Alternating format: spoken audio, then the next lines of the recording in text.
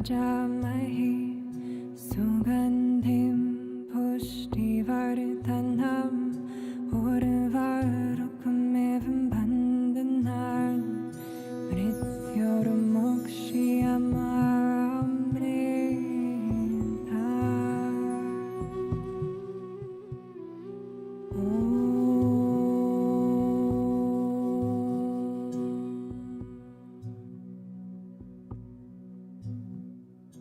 Om Triambakam Bonsoir à toutes et à Yajamahi tous et merci de nous rejoindre sur Radio Alchimie pour l'émission Saut Quantique.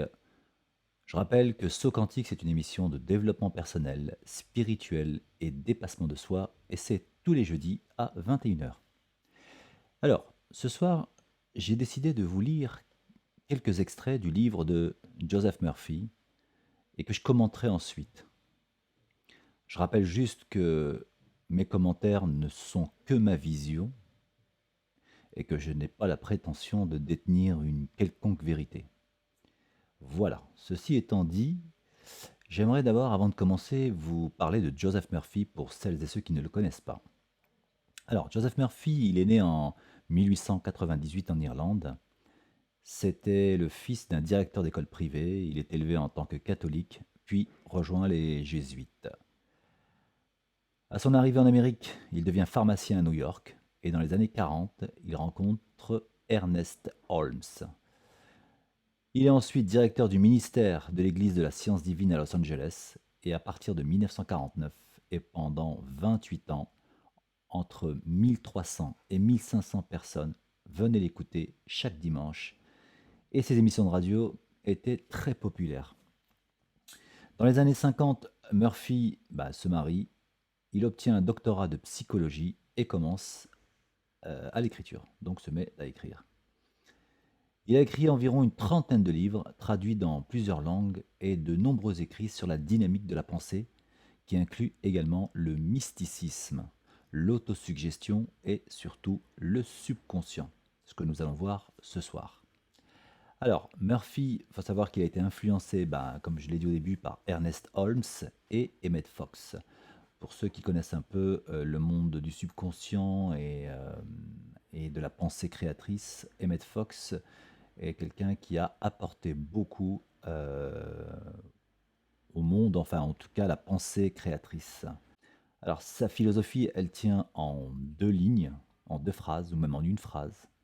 D'après lui, l'être humain est fait pour être riche et nie que la pauvreté soit une vertu.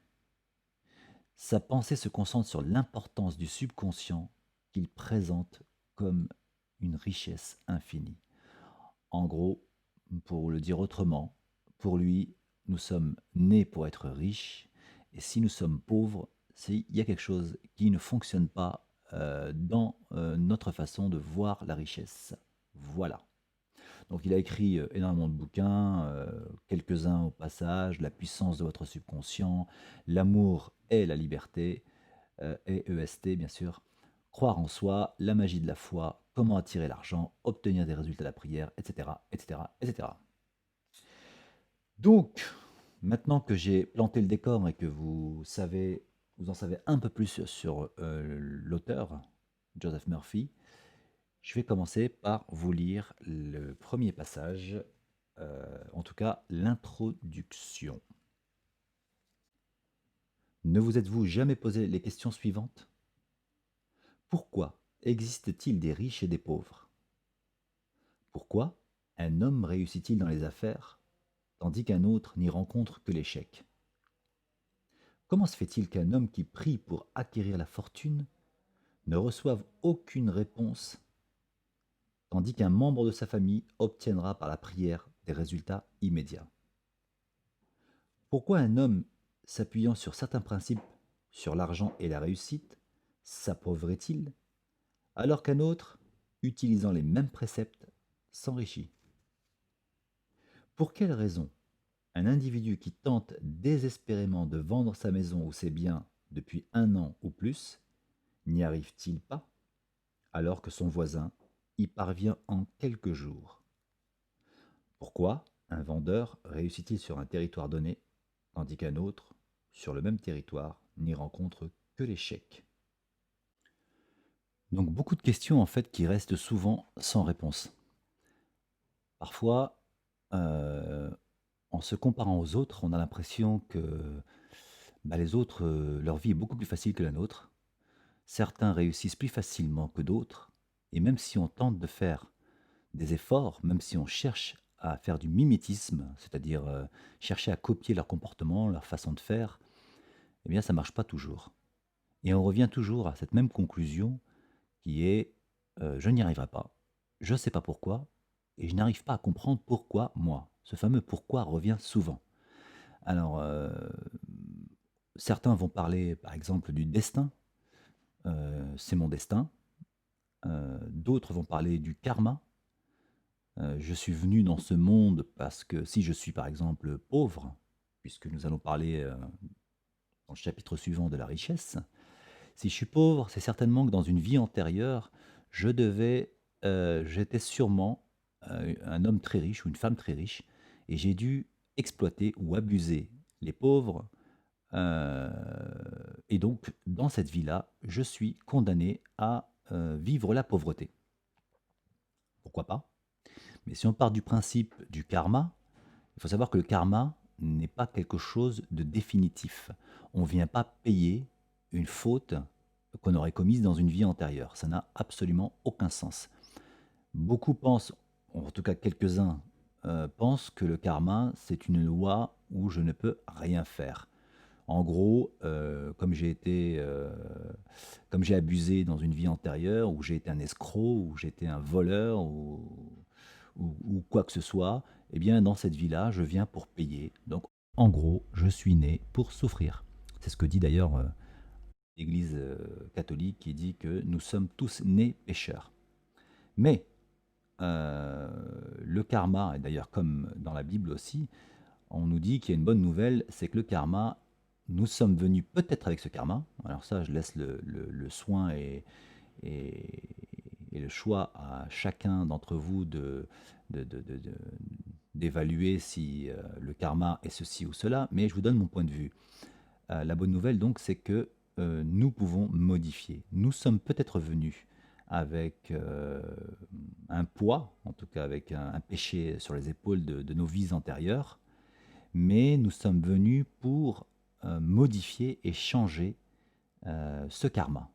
Et donc, nous sommes tous dotés de capacités pour pouvoir modifier notre karma. Alors ça, c'était mon point de vue. Donc nous allons maintenant, je vais vous lire le premier chapitre qui s'appelle « Le secret du pouvoir miraculeux qui apporte une richesse infinie ». Devenir riche est un droit inaliénable offert par Dieu à tout homme dès sa naissance. Cela signifie que vous êtes sur terre pour jouir d'une vie agréable, gouvernée par l'abondance dans tous les domaines. Vous êtes né pour mener une vie heureuse, faite de joie et de réussite. En d'autres termes, une vie bien remplie.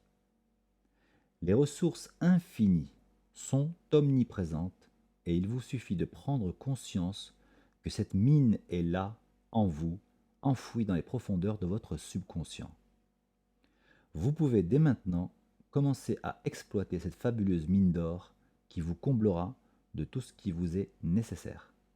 L'argent, l'amitié, une demeure attrayante, la beauté, la compagnie et tous les bienfaits de la vie.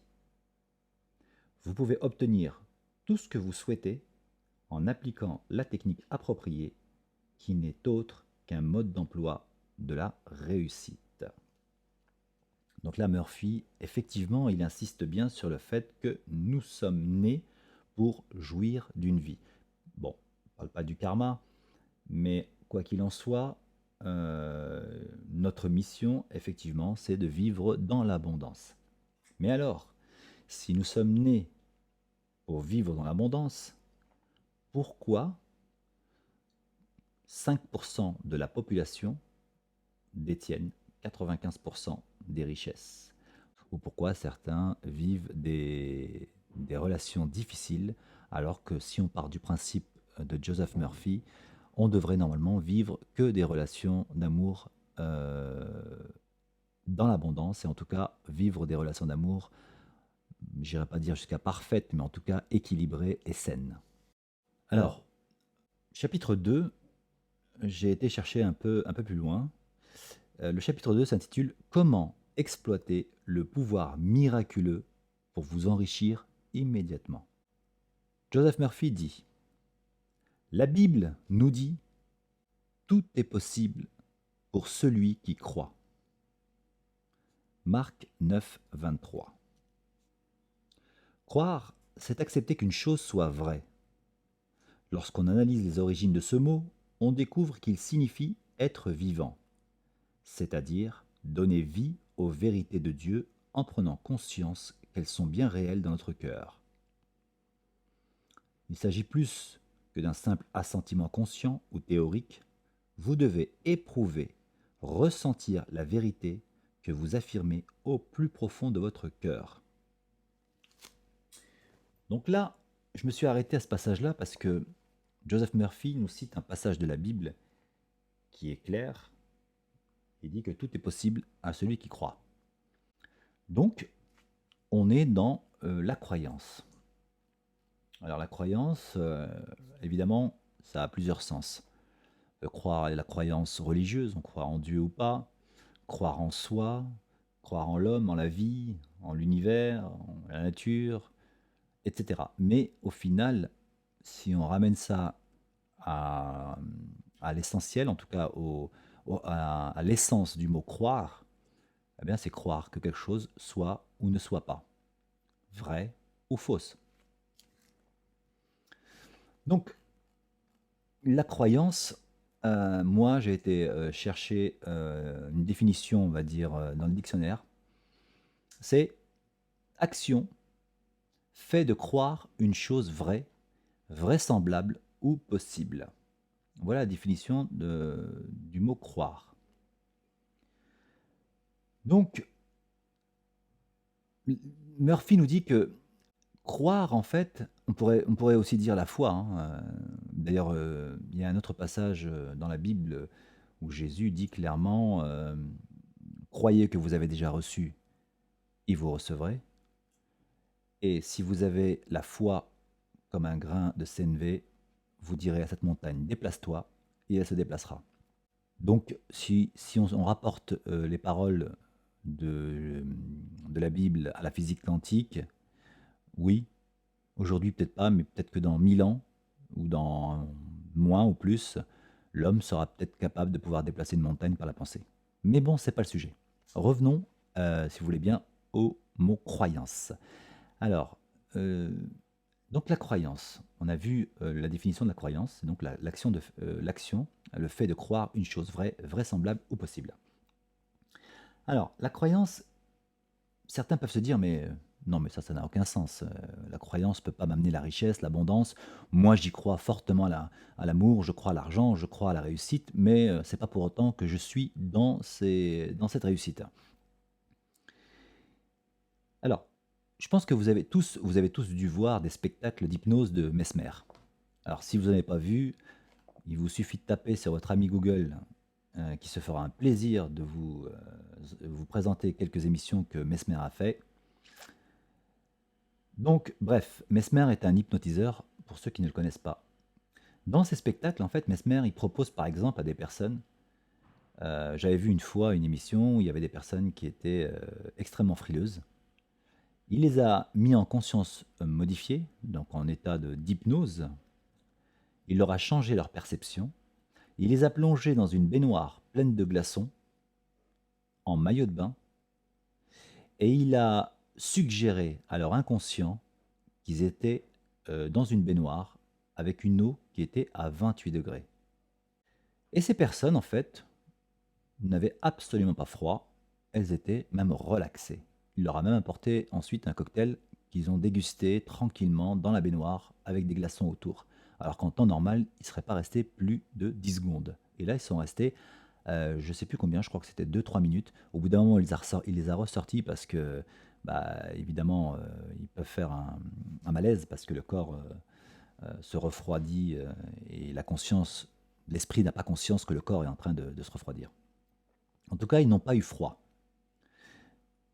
Certaines expériences aussi d'hypnose montrent que, par exemple, en suggérant à une personne en état d'hypnose que le stylo que l'hypnotiseur a entre ses mains est une cigarette, et quand l'hypnotiseur lui pose ce stylo sur l'avant-bras, eh bien, automatiquement, il y a une brûlure, alors que le stylo est froid, hein. Donc là, je vous parle de ça parce que le pouvoir de création se trouve dans le fait de croire que quelque chose est réel, puisque la personne est certaine, elle est convaincue que le stylo est une cigarette. Donc, comme elle est convaincue, son corps réagit à sa croyance. Alors, vous pouvez vous dire, mais pourquoi il nous parle d'hypnose et où est-ce qu'il veut en venir? C'est pas très très compliqué. L'humanité aujourd'hui a été hypnotisée. L'homme est hypnotisé. La nuit, quand il dort, il rêve. Mais quand il est éveillé le matin, il croit qu'il est éveillé, mais en réalité, il n'est pas éveillé. Il est encore endormi. On peut dire que, par exemple, l'individu est constamment entre un état de sommeil et un état de sommeil profond, et non pas d'éveil. Donc il a été hypnotisé par des croyances qui lui ont été mises dans l'esprit, tout ça pour le maintenir sous une emprise. C'est ce qu'on appelle la fameuse matrice. Alors, une partie de la population qui se gargarise avec les richesses du monde a décidé que l'homme devait être hypnotisé. Alors, on le voit parfaitement bien, hein, l'hypnose, elle est faite par des matraquages publicitaires qui n'arrivent pas par hasard, hein, qui arrivent juste avant le film, parce qu'on sait que pour hypnotiser une personne, il faut qu'elle soit relativement détendue et tellement bien fatiguée qu'elle n'a plus la force de pouvoir penser. Donc au moment où elle a fini sa journée de travail, cette personne épuisée n'a qu'une envie, c'est de s'allonger sur le canapé et regarder un bon film, sur Netflix par exemple. Et bien à ce moment-là, on lui envoie juste avant de la publicité pour bien la conditionner et l'hypnotiser avec des messages subliminaux. Donc cette frange de la population qui enferme l'individu dans cette matrice a hypnotisé la population. Ils ont passé, ils ont inculqué, ils ont envoyé des informations, des croyances pour maintenir la population sous l'emprise. Par exemple, on vous dit qu'il n'y a pas de richesse pour tout le monde. Pourquoi? L'objectif, c'est créer de la compétition et de la rivalité entre les gens. C'est sûr que si il y a un gâteau que je peux partager en 8 parts et qu'on est 15 à vouloir manger, eh bien là, si j'ai vraiment faim, je vais défendre mon bout de gras et je pourrais devenir très agressif parce que j'ai faim. Mais si on me dit que ce gâteau a 8 parts, mais qu'il existe un moyen de l'agrandir et d'en faire un gâteau à 20 parts, alors les rivaux que j'avais quelques minutes avant deviennent des alliés. J'ai plus de problème puisque je sais qu'il y a 20 parts et nous sommes 15. Donc non seulement je vais manger ma part, puis en plus il y en aura peut-être même en plus pour en rajouter une part si je le souhaite. Donc en nous disant que les richesses sont limitées, l'individu entre dans un mode de survie et de compétition. Pourquoi? Pour le diviser. Ensuite, on nous dit qu'il faut lutter, il faut travailler dur, il faut souffrir pour arriver. Il y a même des proverbes qui ont été sortis là-dessus. Il faut souffrir pour être beau. Non, c'est une croyance. Et pourquoi cette croyance Pourquoi cette croyance pourquoi il faut se battre, il faut lutter pour y arriver? C'est pas compliqué. C'est pour obliger l'individu à fournir encore et toujours plus d'efforts pour qu'en fin de journée, il soit dans un état d'épuisement tel qu'il n'a plus la force de se rebeller. Et la seule chose qui l'intéresse, une fois qu'il est dans cet état-là, c'est de se relaxer et de consommer du divertissement. Oui, parce que le divertissement ne demande aucun effort intellectuel pour comprendre. les Marseillais, L'amour est dans le pré, La France a un incroyable talent, etc., etc. Et tout ça pour l'empêcher de réfléchir à sa condition humaine. Et ça lui va bien. Donc pour revenir au système de croyance, vous pouvez croire qu'effectivement, l'abondance, la richesse est illimitée. Et auquel cas, vous êtes né pour en jouir et pour vivre dans l'abondance. Si vous y croyez fermement, vous y arriverez. Rappelez-vous l'histoire de l'hypnose. Vous pouvez aussi vous dire, mais non, tout ça c'est des conneries. Bien sûr que non. La croyance n'a jamais rien fait. Si on ne se bouge pas, on n'y arrivera pas. Bah, vous aurez raison. Votre croyance vous mènera au résultat que si vous ne bougez pas, vous n'aurez rien. Vous pouvez dire que c'est ni l'un ni l'autre et vous aurez raison. Dans tous les cas, vous aurez toujours raison. Puisque le cerveau créera toujours les circonstances qui viendront justifier que votre croyance est juste. Laissez-moi vous raconter un petit conte zen que j'aime beaucoup. 3 moines se promènent dans le jardin. L'un d'eux, apercevant un escargot, s'apprête à l'écraser quand le second moine le retient. « Attention, tu as failli écraser cet escargot, lui dit-il. « Oui, je sais, je l'ai fait exprès. »« Mais pourquoi vouloir tuer cet escargot ? » ?»« C'est nuisible. Il mange les salades que notre frère jardinier essaie de faire pousser. Il se donne beaucoup de mal pour soigner le jardin et ainsi nous offrir une nourriture abondante et saine. »« Oui, mais cet escargot fait partie de ce monde. Il a le droit de vie, tout comme l'oiseau qui picore les graines ou le renard qui chasse les poules. » Voyant que leurs points de vue divergeaient complètement, ils se tournèrent vers le troisième moine qui avait gardé le silence et observé la discussion. « Qu'en penses-tu, toi » lui dirent-ils en chœur. Le troisième moine réfléchissait à une réponse à donner. Mais pour lui, l'un comme l'autre avait de bons arguments. « Je pense que nous devrions aller voir le grand maître. Dans son infinie sagesse, il trouvera qui de vous a raison. » Les 2 autres moines acquiescèrent et ils partirent de ce pas voir le grand maître. « Grand maître, dit le troisième moine, mes amis ont un différend et je ne peux trouver lequel des 2 a raison. » « Eh bien, dit le grand maître, racontez-moi ça. »« J'ai voulu écraser un escargot dans le jardin. C'est un nuisible qui mange les salades que notre frère jardinier essaie de faire pousser. Il travaille dur au jardin, et cet escargot détruit le fruit de ce dur labeur, dit le premier moine.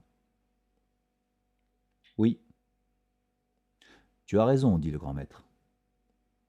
Mais cet escargot a le droit de vivre, et s'il mange des salades, c'est qu'il les trouve à son goût.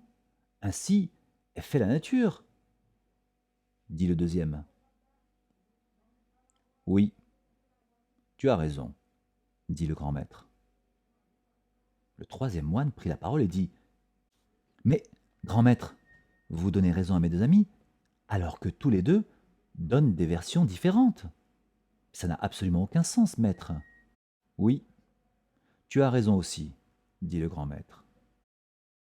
Donc à ce stade, posez-vous cette simple question. Est-ce que je veux croire que je peux transformer ma vie ou je suis condamné à répéter les mêmes schémas jusqu'à la fin de ma vie? Tout est une question de choix. Je vous propose une courte pause et on revient juste après.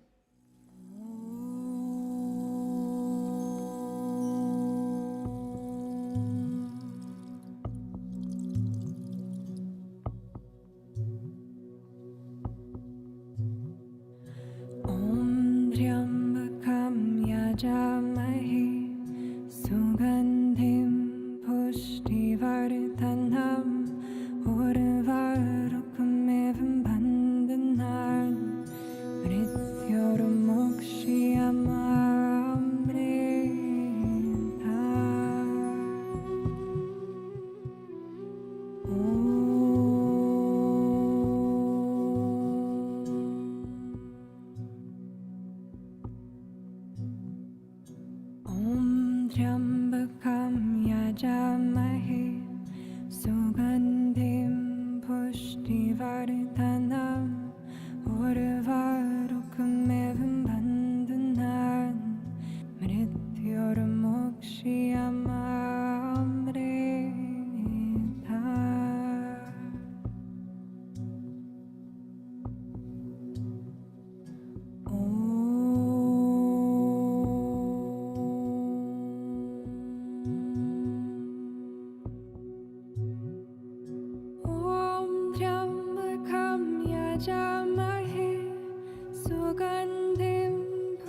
die Worte dann now, wurde var och kom även banden av. Man hit gör det moxie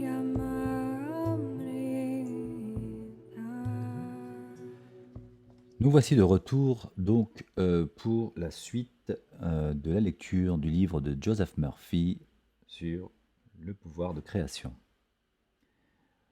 Donc, on a compris que la croyance était la base de la manifestation de l'abondance dans nos vies. Si nous croyons que nous allons arriver à quelque chose, eh bien nous y arriverons. Si nous pensons que nous n'y arriverons pas, eh bien nous n'y arriverons pas. Parce que notre subconscient réagit toujours à ce que l'on croit. Et inutile d'essayer de vouloir obtenir quelque chose. Si vous n'y croyez pas, ça ne sert à rien. Vous pouvez passer votre vie à vouloir. D'ailleurs, il y a un dicton qui dit il y a ceux qui vivent leurs rêves et ceux qui rêvent leur vie. Ce sont deux choses différentes. Rêver qu'on va obtenir des choses et ne pas y croire, c'est une illusion. Penser ou rêver d'une chose et savoir qu'on peut l'obtenir, c'est un objectif. Et c'est pas pareil. Et les lois de la vie nous disent qu'en fait, l'univers, Dieu, l'intelligence créatrice, vous l'appelez comme vous voulez, réagit non pas à ce que l'on veut, mais à ce qu'on s'attend à recevoir de la vie. Il y a un auteur qui s'appelle Bob Proctor qui a écrit sur la richesse, et il prend l'exemple d'une personne qui regarde son relevé de compte bancaire et cette personne voit qu'elle est à découvert, par exemple de 500 €. Donc, elle regarde ce relevé de compte, elle voit qu'elle est à découvert et qu'elle n'a aucun bien matériel. Elle se dit « je suis pauvre ».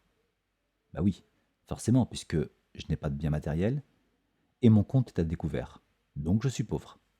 Elle tire la conclusion et donc elle se fait une croyance que c'est une personne pauvre. Donc elle va se comporter comme une personne pauvre et elle va vivre et mourir comme une personne pauvre. Et si quelqu'un lui demande « Qu'est-ce que tu es ?», elle lui répondra « Je suis pauvre ». Donc c'est son identité. Et Proctor, donc, lui, inverse le paradigme. Il dit « Ce n'est pas parce que cette personne a moins 500 € sur son compte et qu'elle n'a pas de bien matériel qu'elle est pauvre.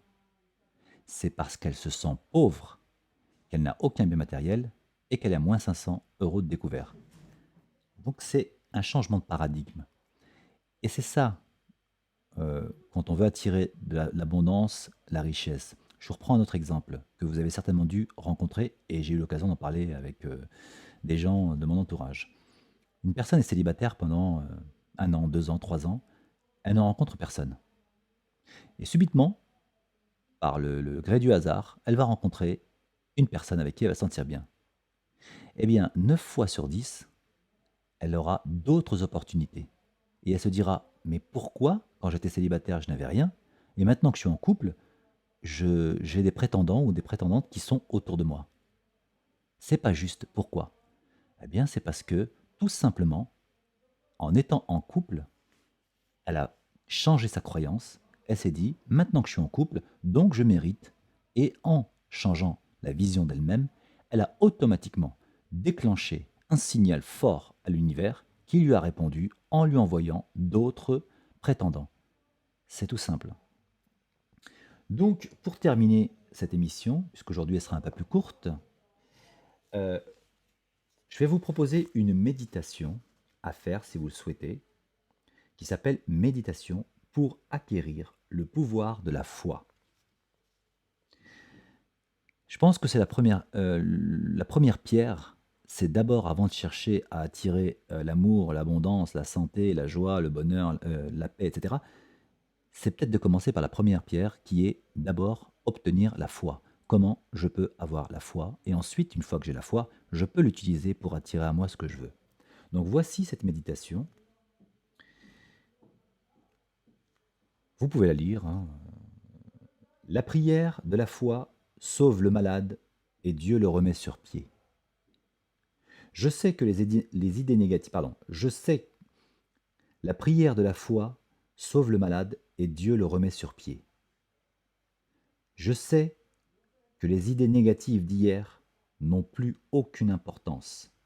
Ma prière ou mon affirmation de la vérité les submerge triomphalement aujourd'hui. J'aperçois résolument et avec joie la réponse à ma prière. Je marche tout le jour dans la lumière. Aujourd'hui est un jour de Dieu. C'est un jour glorieux pour moi, et il est empli de paix, d'harmonie et de joie. Ma foi dans le bien est gravée dans mon cœur et je la ressens intérieurement. Je suis absolument convaincu qu'il existe une présence et une loi parfaite qui reçoivent l'empreinte de mon désir dès l'instant présent et qui attirent irrésistiblement dans ma vie tous les bienfaits que mon cœur souhaite. Je place, je suis absolument convaincu qu'il existe une présence et une loi parfaite qui reçoivent l'empreinte de mon désir dès l'instant présent et qui attirent irrésistiblement dans ma vie tous les bienfaits que mon cœur souhaite. Je place désormais toute ma confiance, ma foi et ma vérité en la puissance et la présence de Dieu en moi. Je suis en paix. Je sais que je suis un invité de l'infini et que Dieu est mon hôte. Je perçois l'invitation du Tout-Puissant qui dit « Que viennent en moi tous ceux qui travaillent, et je leur accorderai le repos. Je me repose en Dieu, et tout va bien. » Voilà, pour celles et ceux qui souhaitent pratiquer quotidiennement cette méditation, on peut l'appeler prière, vous pouvez remplacer, si vous avez envie, de Dieu par l'univers, l'intelligence créatrice, enfin, selon vos croyances. Ça n'a pas d'importance du moment que votre cœur est orienté vers le Créateur, celui qui a mis l'homme là où il est aujourd'hui. Donc voilà, chers auditeurs, auditrices, l'émission de ce soir est terminée. Je vous souhaite une très belle soirée et n'oubliez pas, croire ou ne pas croire, telle est la question.